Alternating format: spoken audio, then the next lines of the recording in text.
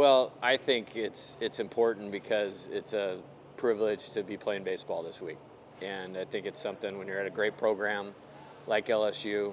Um, Sometimes you can take it for granted, but 300 plus teams start the year. There's only 64 playing. There's only 16 playing at home, and if you sense it for me, it's just I'm excited to be playing here and coaching these guys. They've had a great season, and it's an awesome opportunity, and want to keep it going. Having gone on the road last year, I guess, what's it mean to you to be here? Yeah, I think having hosted obviously here in 23, hosted at Arizona before, hosting at San Diego before. There's a lot of benefit to it. I think you get somewhat routine. It's a little different with the tournament format and all that, and I think routine is good. Familiarity is good for players. Obviously, the fans, that's good. If I remember right, last year, after playing 5 games in Hoover and getting home late Sunday night after the championship game, it almost took us like 2 days to recover, and then we were on a plane on Wednesday. And team obviously played hard, fought hard, but you'd way rather have it this way. I mean, in little things like my time to scout and prepare, and for all 3 teams, you're using every minute. It's a little easier to do from the comfort of your office, so to speak. The ability to have individual meetings with a player and not worried about travel logistics or any of those things. I think it's great. And then this team's played very well at home. And I think if you're asking for the most important thing is this team's played really, really well at home. And I think they're excited to be back here. I mean, we were on the road the last week of the regular season and then on the road for the SEC tournament. So we haven't played here in a while. And so I think they're excited to be here and looking forward to taking advantage of that. Can you share some more details about the 56-game playoff and what you tell them and how you implement that, and why is that important now? That it's not pressure in postseason and that type of thing. I think it's 2 things. I think the first thing goes back to what I said. It's not a birthright to be in the NCAA tournament. I mean, it's just not. And so you have to make every game important, and you have to play it like a playoff game to position yourself to make the field to host or to be a national seed. They all count the same. I mean, the SEC might be looked at a little bit differently, but all 56, in this case 55, because we had a rain out, count the same. So you start there, and then you hit on the other point is like I talk a lot about staying in character, playing in character. When you've treated the season like the postseason, then you don't have to change when you get to the postseason. And it's been a formula for a long time that has helped our teams, and I'm hopeful that it'll help this team. That's kind of a saving thing, huh? What's that? Like, don't make one game bigger than the other. And I know you've read a lot about him. Yeah, 100%. And I mean, there's more eyeballs, there's circumstance, rewards, consequences, but really the game comes down to execution. I mean, in its simplest form, the game comes down to execution, and execution comes from being committed to your plan, having clarity on your plan, and doing that very aggressively. And so that thought helps train you for this, from this round all the way to, hopefully the very, very last game of the season. So when did you come up with this? How long ago? How did it formulate?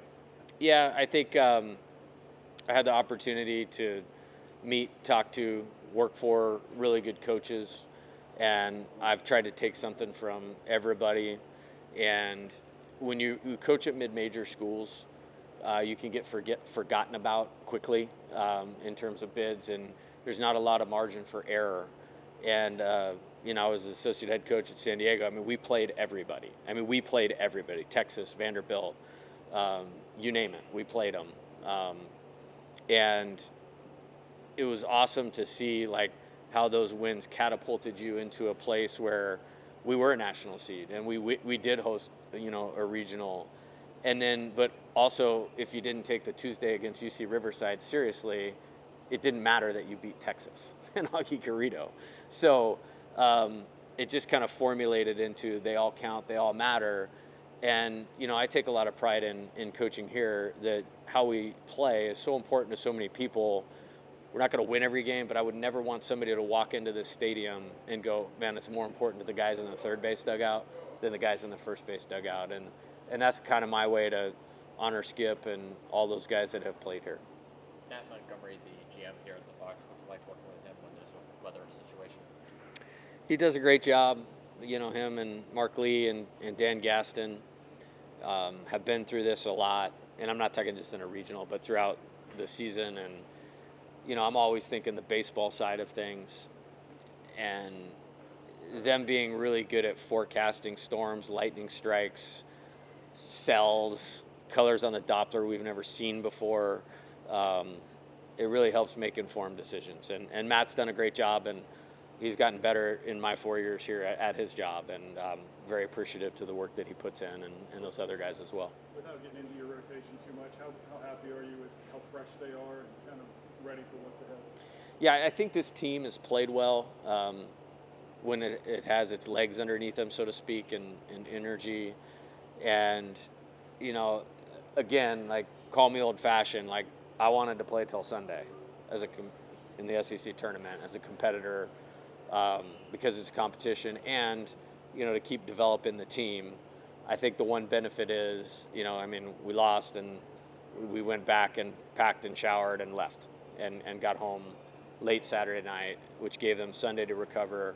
Monday we had the celebration of the season with the selection show, got some guys some individual work, and then it almost allowed those guys that have carried a big load 2 days off, and then we got a full week of prep in. So I think being fresh and rested is good. I think being at home, the crowd, postseason, I think the energy will be really high with our team tomorrow. Any concerns about Zach and Kaysen, or you feel like the side? No, I feel like everything happens for a reason, and I believe one of you asked me on Monday about this, that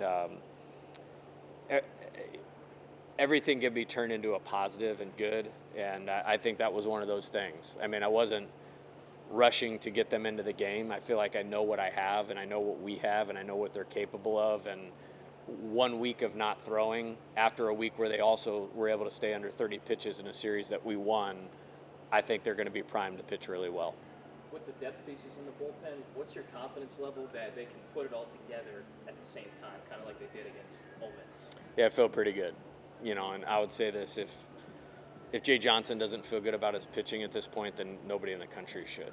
I feel like those guys are aligned really, really well right now. And Coach Yeski's done a great job, and they've improved, and I think they have confidence. They're throwing their pitches with conviction, and I'm excited to watch them execute this weekend. Jay, when you hosted the regional here in 23, did you learn anything about hosting a regional here that maybe you didn't know, or was there anything that you learned from it? Yeah, thank you. It's a good question. Yes, 100% yes. When I took the LSU job, the thought was, hey, there's nothing bad about LSU. It's LSU, it's Skip, it's the championships, it's all this. Nobody told me about the weather, which I learned quickly in September or that fall of 21, that it was raining every day at 2 o'clock. But how to navigate that, and you have to be really deliberate in how you line your pitching up. You have to be really deliberate in keeping your team engaged. And this team has had so much experience with delays and stoppages and all of that. I feel like they're prepared to handle that very, very well. And really, really look forward to a weekend with no delays, no stoppages. But that probably was the number one takeaway. The second thing, and probably more important than that, was the impact that the fans have in fueling positive energy into the team and making it difficult on the opponent. And that was a very, very real thing. I remember this was the super regional, not the regional, but Trey Morgan hit a home run in the first. I was like, that's what everybody's been telling me about. That's what everybody's been telling me about, that sound, right there. And I think that was the delayed game. And then the next day, Dylan hit the bases clearing double. It's like, we're going to Omaha. That was the fork, if you will. And just remember hearing that. And I'll be honest, I think it's happened a couple times this season against Arkansas. Arkansas game on Friday night is the one that stands out, where Aiden Jimenez is a great pitcher and hadn't given up anything to anybody out of the bullpen. And all of a sudden, we got two guys on and got them in to tie the game. And I think they really made a difference there. And then Tennessee, of course, as well. So I think it exceeding or living up to the hype and the expectation of what what the fans do here, and I think they're great. I think they're great on a Tuesday night against a non-conference opponent. But that was lived up to the hype, so to speak. Did you give me goosebumps? Excited. I mean, it's just like, Steel's my entire life, and it's built around the NCAA tournament, and not everybody has what we have. There's 16 teams hosting, which is a great accomplishment, but not all of them have what we have while we're hosting, and I'm very grateful for that. What goes into a knowledgeable fan base? Well, I think care level. I think that's the separator for us is the care level. I mean, college baseball at some places is a channel changer. I mean, I have a friend in sports media, high up in sports media, to tell me that. And I was like, come on, man, what are you talking about? Like, it's not a channel changer, and sticking up for it. And it is, it's not important in other parts of the country. It's really important here. And that's why I value my job and carry it with a lot of respect and in high regard, is because there's very few places in the country, maybe like 4 or 5, that are kind of like this. But I don't think anywhere is like this in terms of care level, and it makes it awesome. Was that jarring for you at first, in terms of like, now there's Joe Schmo in the 3rd row is getting mad at your pitching change in the 7th inning of a midweek game? Like, in terms of it's not just the care, it's also just the knowledge of the team and the game. Was it like, was that jarring at all at first? Never met Joe, so can't have it both ways. Is my explanation to that. I'll take the 13,000 on their feet, making it difficult on a reliever all day. And what I can promise Joe, as much as he bleeds purple and gold, he doesn't care about the performance of the Tigers as much as Jay Johnson. And I'm very thankful that he's making it hard on those relievers when we have runners on base. The first game of that Kentucky Super, I think it was delayed like 8-9 hours, and a lot of other places that would have hurt the crowd. I mean, you remember that they were all back in there at 9-10 o'clock. Yeah, that was a great memory, great night, great weekend, and I think it was good. We have 8 players that I think were on that team still, that were a part of that. They're all in different roles than they were on that team. Every single one of them is on a different role than they were on that team. But they know what it's like, and there was a different energy with the team today. Like, it's here, like, and they're normal. They're 18 to 21 years old, and they don't necessarily want to run through Jay Johnson's practice number 157 for the year. They want to get on the field and compete tomorrow, and you could sense that it was here today, and it makes me very happy. We were just talking with Jared, and we asked him just kind of like X factor guy on this offense, and the first guy out of his mouth was Josh Pearson. Just what y'all have done with Pearson, with Fry, with Jake Brown, how just having a full season of that under their belts now, what does that carry into the postseason with those 3? Yeah, I trust all of them, and I would throw a few more guys into that mix. Ashton Larson I would put in that mix as well. Dalton Beck, even through limited opportunities. It's an interesting team, and I think I've told the team this for a few weeks. Like, this is wide open. Like, this tournament is wide open, and it's going to come down to who executes their plan and ultimately plays the best. I think we've slotted those guys very well to be successful. I think it maybe a little less position versatility has maybe not allowed us to tap into all of them the way I think they're capable of. But I think we've done a good job of accentuating that, and I think it will play a factor in this tournament. I really do. Coach, no guarantee we see Little Rock's ace. He's been around for a long time. I think he had a higher ERA than Steen's at 23, which is crazy. What kind of challenge do you present if you do see him? Yeah, very good pitcher. Yes, he did lead the country in ERA in 2023. That is a fact.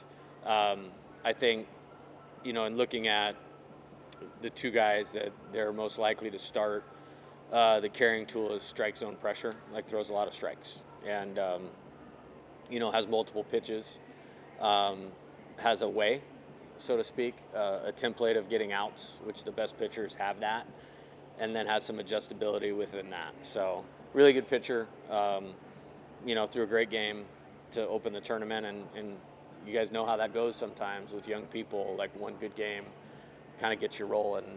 And he set the tone and did that for them. And then the other guy, I mean, Hercules type effort, through a bunch of pitches twice, and picked up 2 of those 5 wins. So credit to their team. And on videotape, it's a team that is more than capable. Yeah, how do you approach that? Because their record isn't great, right? But their coach talked about maybe some injuries that have kind of hurt them throughout the season, but they're getting guys back, and obviously they got a lot of belief right now. Yeah, I think confidence, belief is the most important thing in baseball. A game designed around failure, and anybody that's gone to the mat, been bloodied, punched in the gut, and has the courage to get back up and win a conference tournament, there's definitely something to that. I mean, saw with our team last year, we were going to be a really hard out when you had gone through the struggles and came out the other side, and we're playing really good baseball. It's hard to kill someone that's already been down, got back up, because they're highly invested in it, and that's how I view this team. And they have good players. Like, they have good players on their team.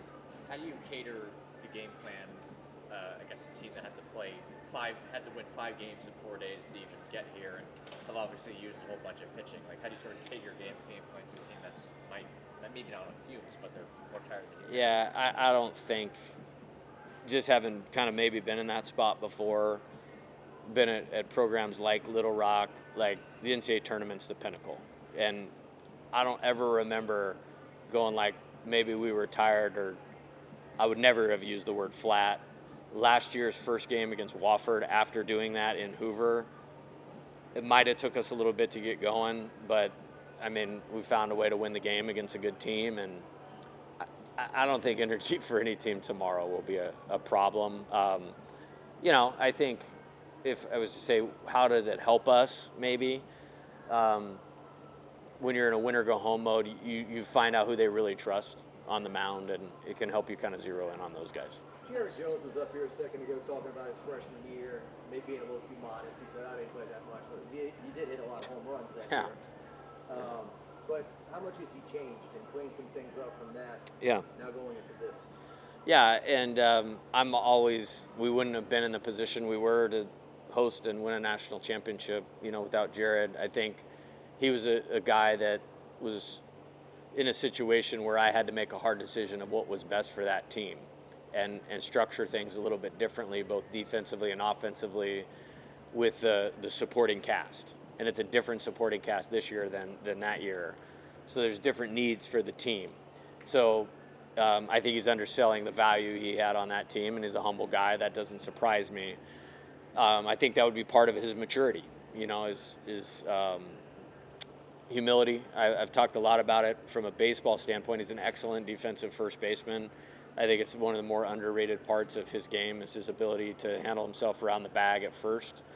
I think offensively, he showed the talent and the tools and the power, obviously, right away.